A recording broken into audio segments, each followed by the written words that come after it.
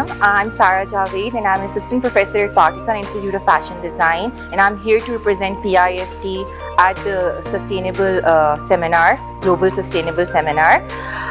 So I think sustainability is more of a lifestyle. It's not like a choice.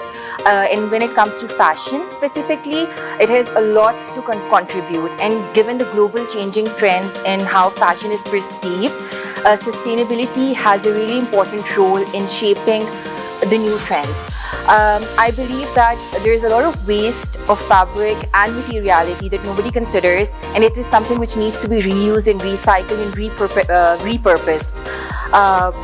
And I think this seminar is basically the base of developing that pattern. So I hope and wish all the best to PRGMEA for creating this opportunity and for actually providing this scrap material for further processing. Thank you.